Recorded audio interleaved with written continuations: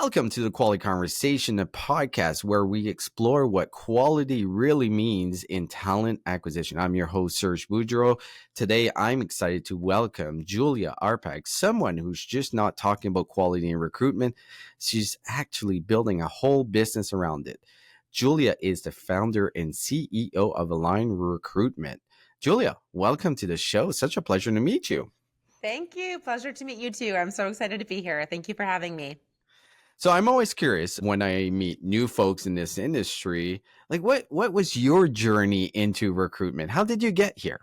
Yeah, so I've been in corporate / tech / agency recruitment since 2018, but I actually got into recruitment as a whole back in 2013, a year after I graduated from college. And that started with college admissions. I just recruited high school students to go to the school I worked at and realized I loved talking to people, but I didn't think I could make a whole career out of talking to 17-year-olds, which is why I pivoted into recruiting, software engineers, data analysts, directors of marketing, stuff like that.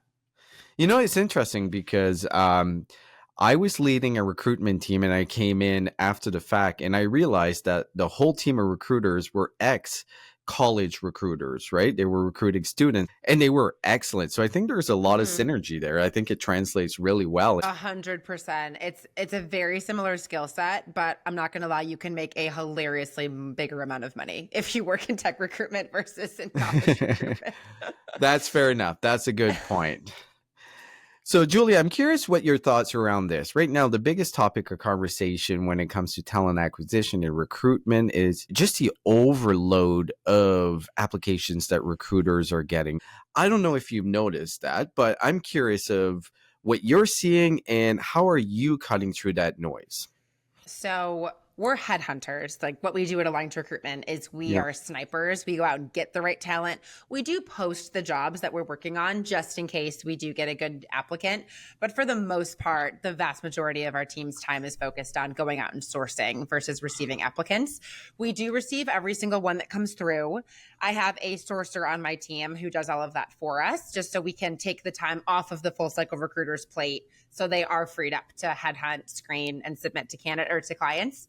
But yeah, I'll be honest, it is time consuming. There is a lot of applicant flow that's not relevant to the job. And I know everyone's talking about this, but now there's a lot of fake applicants. There's a lot of fake candidates.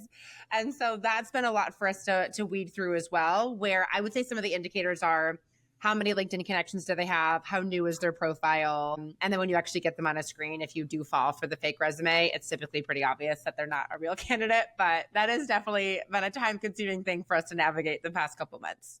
Has that happened? So obviously this is something that's being talked about in the tech circles, a lot of fake applicants, even fake applicants showing up to interviews and being helped or not being the same person they interviewed gets hired. Have you come across that? Yes. Oh my gosh. When I was recruiting for an engineering role a couple months back, that's where I noticed a massive influx of fake candidates and fake applicants. Okay. So that's why I had to get good at spotting what the red flags were.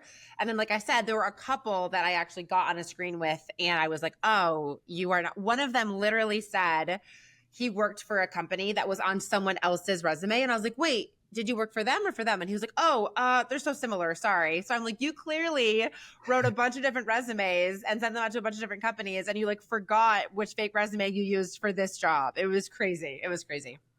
It's fascinating that they think they can get away with it. So obviously they do, they get hired. Thank God my agency hasn't placed anyone that was fake, but I've heard it happens. And I'm like, oh my God. Yeah, I've heard stories of it happening as well. Like, how can we avoid that as talent acquisition departments, recruiters? I think you put steps in place that definitely help that. But I'm curious to see if this is just a trend that we're seeing right now. Do you foresee this being a challenge moving forward? I do. So I'll be honest, a big part of what we do is we get on video calls from the very first step. Do you? Okay. Yes. So our very first screen is a Zoom screen. And if they say, oh, I can't put my camera on, I'm like, okay, no worries. Then we'll just reschedule this interview for a time when you are ready to be on camera. And the ones who are fake never reschedule. So I think that can be a good stopgap where you're quality controlling from the very first step in the process. I feel really bad for legit candidates that are applying for jobs that are actually qualified and they're just getting maybe lost in this. First of all, like you mentioned, fake candidates. There's also AI driven applications. So where you can actually put in your resume, the bot applies to 1,000 jobs for you. Mm-hmm. And then there's the easy apply tools, and so Mm-hmm. one click apply, so it's easy to apply to a multitude of different job boards. And that creates massive challenge for those legit candidates that are actually trying to break through this noise, because recruiters are getting, in some cases, I've heard stories of 2,000, 3,000 applications where they were getting maybe 50, 75 in the past. Really challenging to be able to break through that. Obviously, as a headhunter, it's a completely different approach, but I'm curious to see what you're seeing in candidates' expectations out there. A lot has changed, especially post pandemic, as far as the labor Mm-hmm. market has shifted dramatically. But how are candidates feeling out there? Like, what's the feedback that you're getting? Are they getting frustrated, overwhelmed like recruiters are? Oh yeah, of course. It's been emotionally exhausting for everyone in this space, basically forever, but especially to your Yeah. point, since the pandemic. So I think the biggest differentiator I see in candidates is grit. Like the Yeah. people who have the emotional resilience to be like, okay, what used to work is not working. I've heard so many candidates say this is the toughest job market they've ever seen. And these are Interesting. tenured professionals that have been in this space for 10, 20, 30 years. And they're like, this is literally the hardest job market I've ever experienced. So the people who are winning, the people who are still landing awesome roles are the people who are trying new things and who are, to your point, not just clicking easy apply, not just having a bot apply to 1,000 jobs for them, but who are actually following up, having one-to-one conversations, networking, reaching out to hiring managers, reaching out to recruiters. I cannot tell you how few qualified candidates, qualified applicants reach out to me and just say, hey, I saw this role you posted. I'm so excited about it. These are like the 3 quick bullets about why I think I'd be a good fit. I like receiving those messages. That Okay. makes my job easier. If I have an amazing candidate slide into my DMs, I'm like, yeah, I want to talk to you. So the fact that so few people utilize tools like that is crazy to me. Well, I think partly is they don't know better. And how do we educate job seekers? There's a ton of career coaches out there, and I'm not convinced that they're giving the right advice. What advice do you give to candidates? You give a couple examples as far as reaching out to you, but as a candidate, I'm looking for a role, I'm qualified for a specific skill set. How should they approach it? Yeah. So I recommend you start with exactly like you said. What is your best skill set? What does your background say? And or how can you reword your background if need Yeah, be on both your LinkedIn and your resume to make sure it fits the types of roles that you want to have for your next step. good And point. then you've got to apply to jobs that are at least 50% aligned with your background. I get so many applicants where I'm like, you aren't even in this industry. Like, what is going on? So don't waste your time. Don't waste your time applying for jobs that you're not remotely a fit for. I'm all for shooting your shot. I'm all for Yeah. shooting above your pay grade, but you've got to be in the ballpark. You've got to have the skill sets the recruiter and hiring manager is looking for.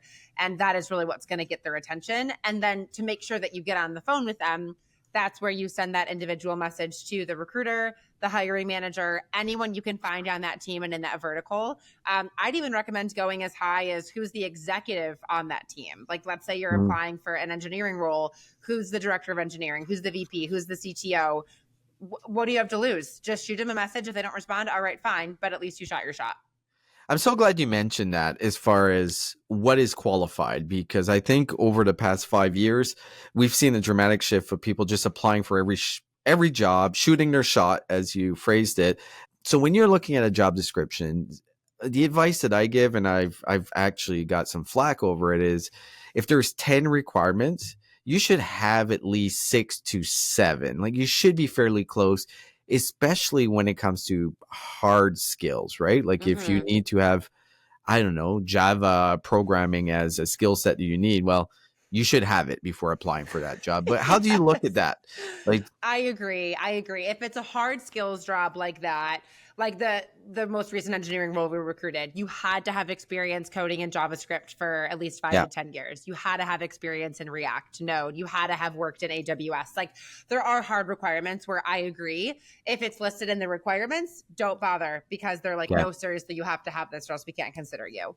I will say if it's a softer skills role, like sales and marketing, like there are some requirements. Like you have to have Yeah. done full cycle selling, including prospecting all the way to close for the past 7 years, let's say. So if you've been doing it for 2 years, don't apply, don't bother. Yeah. But if you've been doing it for 5 and they require 7, that's when I would go ahead and try it. So I agree, 60 to 70% is a great ballpark to shoot for. I say 50% because I don't really think there's any harm in just trying. But I think you're right. I think you have a much higher likelihood of actually landing the interview and then landing the job if you do have as much alignment with the job posting as possible. Well, especially in a labor market where there's obviously a lot of folks looking for roles. In tech is the perfect example. There's been a big shift since I would say 2021, where I was recruiting tech professionals, where we were overpaying people like 50, 100K just to get them interested. If you weren't a fan company, you had no option. You really had to be aggressive out there. But that's shifted dramatically right now in the tech sector. So, but give me your thoughts of what you're seeing in the tech landscape right now. So 2021 was a blast. Like people were just chucking money. Everyone's getting a job for no reason. I agree. That was fun. I had a good time recruiting. I had a great time. Yeah. I had a great time. Because you feel like freaking Oprah, right? You're like, you get a job, you get a job. It was just a good time. 2022, there was obviously a significant downturn. And then 2023 was when the mass layoffs kind of picked up again. And actually, that's part of the origin story of my firm, Aligned Recruitment. The agency I was working for at the time back in 2023 essentially went out of business. Like they had to lay off their entire team. Wow. The CEO was super gracious and called me and he was like, I haven't paid myself in months. Like I've tried to hold off on layoffs as long as possible. But yeah, there was a massive dip in the tech recruitment space. What's interesting though, and the reason I felt confident enough to start Aligned Recruitment, even in that context, is that someone is always hiring. Like it's never completely dead. The market's never completely shut down. Even back during COVID, I was hiring go-to-market tech sales reps for this one HR software company. Like there's always someone, right? Yeah. I would definitely say it's a company's market right now. It's an employer's market versus being a candidate's market. But there's always room for people that are doing TA well. There's always opportunity for us. So what are the key roles? Like what's the landscape look like as far as what are the most in demand roles, I should say? Oh, engineering and go-to-market, hands down. That's it. That's basically all we recruit for because we work with tech startups. So they're always so laser focused on revenue. In order to raise their next series, they have to show their investors, look at how much we increased our revenue, or they're bootstrapped. So they have to keep the lights on and pay their people and pay themselves. So revenue is the North Star. And you're going to grow your revenue if you're a product-led company with your engineering team. And if you're a sales-led company with your go-to-market team. Yeah. I'm curious what you're doing at Aligned Recruitment. So one of the things that I saw on your website, you talk a lot about is you have a consistent pipeline of those types of candidates that could be good fits for the type of roles that you recruit. Tell me a little bit what that looks like. It's one of the key metric that a lot of employers are looking at, and I kind of disagree, or I disagree a lot, is the time to fill metrics. But obviously, if you're coming in with a consistent pipeline of pre-qualified candidates, you're a little bit ahead of the curve, but how does that work for you? That's a good question. And I agree with you. I don't think time to fill should be the North Star metric. And for us, it's actually not. So for us, it's process oriented. So what our commitment to our clients is within 3 weeks of us launching our partnership, you're going to have 4 qualified pre-vetted candidates in front of you. So we don't say like, oh, within 30 minutes, we're just going to spam every single candidate we've ever talked to and say, hey, come be considered for this role. Because that's not realistic. There's nuances to every single position where I can't just throw random candidates at the role and hope that they work. So yes, we've got a great pipeline. We've got a great applicant tracking system. And a lot of people that we've interviewed in the past do end up being fits for future opportunities with other clients. But we still boots on the ground headhunt for every single position that we open because we've got to make sure there's alignment between that specific role and that specific candidate. So I agree. Time to fill is not the best metric. I would say quality of process and quality of hire are the best metrics. So how do you measure quality of hire in your world? Good question. So we're an agency. So we have guarantees. Essentially, we say, hey, listen, crazy stuff happens, right? If someone leaves in the first 30 days, we're going to refill the role for free. Like you didn't anticipate that. I didn't anticipate that. Like, let's make sure that the hire is solid and we're going to kind of own the part that we played in not vetting them sufficiently. That's only happened once in the 2 years that we've run Aligned Recruitment, because we do have so many stringent vetting processes baked into our process. And then we help our clients design, how do we make sure we are indeed hiring the right person on their side as well. So I think you ensure quality of hire through that recruitment process. And then yeah, honestly, I mean, I think you can see quality kind of play out over the months and years that they're with the team. Like, are they continually leveling up? Do they have a growth mindset? Are they constantly taking on new challenges? Like, yes, they're doing their job first and foremost, but are they taking on stretch projects? Are they motivated? Are they wanting to do more? Is there any other metrics that you look at as far as how you measure your business, how you deliver to your clients? Like, what KPIs do you have in place? Well, mine is revenue, right? Like, Yeah, fair obviously, enough. me and my COO get together every month and look at our numbers, look at where we are so far. And so that's how I measure how we're doing as a business Yeah. internally. But then in terms of our client facing perspective, we run like an agency because we are an agency. So Yeah. for my team, I'm like, every day you need to headhunt 25 new candidates. Every day you need to phone screen or Zoom screen 5 candidates. Every week, you need to be submitting 5 to 10 qualified pre-vetted candidates to our clients. So that is how I'm ensuring that internally we're keeping the pipeline moving for our clients. People always ask me, how do you run a team? We're global. We're remote across the Yeah. world, different countries, different time zones. I'm a very hands-off leader. So they ask, how do you do that? Like, how do you maintain quality? And it really is those key daily metrics. Like, I can tell in 24 hours if someone's producing or not producing. And then I'm very quick to address it if not. One of our company values is radical candor. And I completely live that out both with my team and with my clients. So obviously there's a lot going on in the whole talent acquisition recruitment space. There's been a lot of shift in the last couple of years, and AI has created even more shift. So I'm going to give you a crystal ball. If we go to, we're 2025, let's go to 2030. What do you think on both aspects? I want to ask you about corporate recruitment as well, because I know you have experience. So what is agency recruitment going to look like in 2030? And what do you think corporate recruitment going to look like in 2030? Agency recruitment. So I've looked at some stats of the big firms, like the Yep. massive, RPOs and contingent.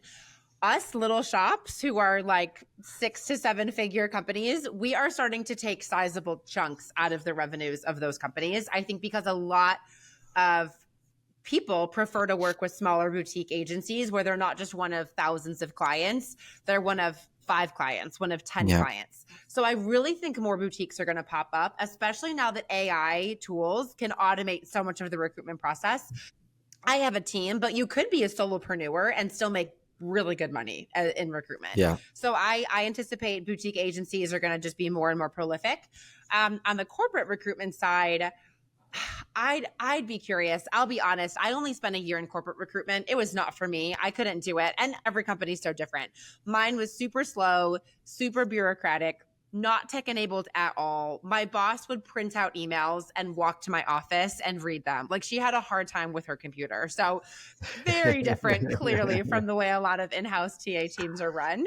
But I think they're also going to have to step up and be substantially more tech enabled if they want to continue to be seen as a benefit to the company and not just Yeah. a cost center, and for the company to not just outsource all their hiring to firms.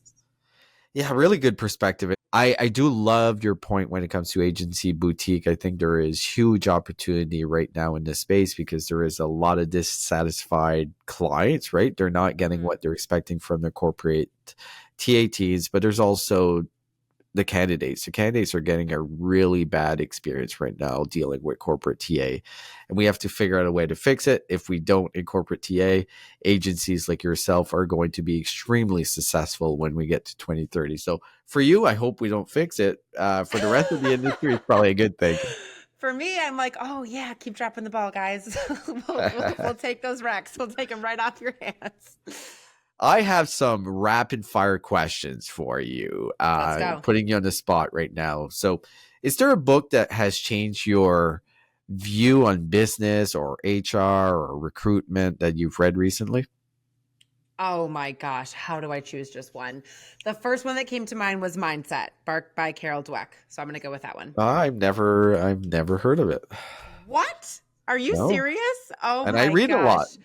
Serge, I don't understand why you haven't heard of it. You need to order it right now. Like, I will. please. Okay, please. It literally, I'm not exaggerating when I say it changed the trajectory of my recruitment career. Like, I was so intimidated having to shift into hiring for tech sales roles. I'd never done that before. Yeah, And yeah. in COVID, like I said, that's where the demand was.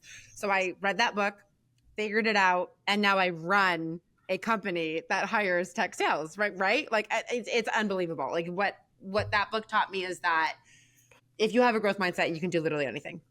Perfect. Love it. Is there a favorite podcast outside of the quality conversation that you turn to for insights or just escape? It could be any type of podcast. No, what could you need besides this podcast, Serge? There's Yeah, nothing else. I know it's really hard. Gosh, again, there are so many. I would have to say, so I'm a Christian, so my faith is a huge part of the way I've built my business. So there's a lot of faith-based entrepreneurship podcasts that I Yeah. listen to. I'm still on the hunt for my favorite one. So if anyone has any recommendations, I'd love to hear them. But that's always what I'm researching and looking into is, faith-based entrepreneurs who want to be mission-driven and kind of, have that faith, family, Yeah. work balance. That is very interesting to me. So I listen to a lot of podcasts about that. There's actually a couple that I listened to as well that are in that space. And I'm trying to think, The Wealthy Way with Ryan Pineda is an excellent one, especially as a business Yay. owner. He's very Okay. faith-based as well. If that's your jam, I think it's a great podcast to listen to. I'll check it out. Thank you for the pro tip. So, Julia, this has been fantastic. First of all, meeting you. So great that you came on the show. Great insights overall. I'm just curious if any of our listeners wants to follow up or connect with you. What's the easiest way? So you can find me on LinkedIn. I am the only Julia Arpag on LinkedIn. So literally just type in my name and there I am. I do post a lot. I'm very open and transparent about our journey of growing our business, what it looks like for us to work with our clients, our candidates. I even post about my 2 crazy dogs, my crazy kids, my crazy husband, my crazy life in Atlanta, Georgia. So you can check me out there. And then we also have the website alignedrecruitment.com. So check us out there too. It seems like a really busy household, kids, dogs, running a business. So kudos to you. Congrats. Love to Thank see your you. success. And thank you so much for joining me on the Quality Conversation. It can be found on all your podcast providers and obviously on the Quality Conversation channel on YouTube. This is brought to you by Resume Wallet. Have a great day. Thanks for listening.